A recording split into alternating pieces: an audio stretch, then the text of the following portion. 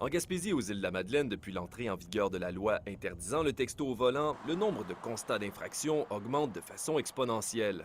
En 2008, la Sûreté du Québec en a émis 18. Ce chiffre a grimpé à 500 l'an dernier. Pour certains, là, le téléphone cellulaire, c'est pratiquement le prolongement du bras droit. Il y a eu aussi évolution dans la technologie, oui, mais aussi les différents programmes, les différents logiciels aussi qu'on peut appliquer dans les appareils téléphoniques.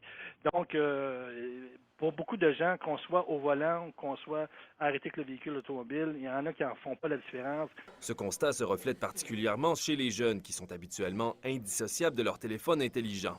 Les grandes distances propres à la région contribuent à la tentation. Je suis honnête, oui, je l'utilise au volant. Là. Comme là, dernièrement, il faut que j'aille voir mon père souvent en ville, puis je fais le voyage tout seul, c'est 8-9 heures. Fait que oui, je me mets de la musique, puis je tiens mon monde au courant, ça va bien, mais je prends un risque. Un risque que le jeune conducteur de ce véhicule ne connaît que trop bien. Son frère et lui en ont payé le prix. Mon frère, il en a déjà pogné un avec moi. Moi, je dormais à côté, puis lui, il textait, puis il était fatigué déjà d'avance. Fait que quand on pogne un clos avec ça, ça fesse. Je peux te le confirmer. Les démarches de sensibilisation par la SAAQ et les corps policiers portent cependant fruit. La plupart des jeunes rencontrés au cégep de Carleton étaient du même avis. J'ai des amis que je sais qui textent en conduisant, puis moi, à chaque fois que j'embarque avec eux autres, c'est comme je tiens ton cellulaire dans mes mains, puis si tu penses juste à y toucher, je te l'arrache des mains. Là, genre, c'est impossible avec moi. Je suis pas pour ça. Là. La sévérité de la loi contribue aussi à garder les téléphones sur la banquette.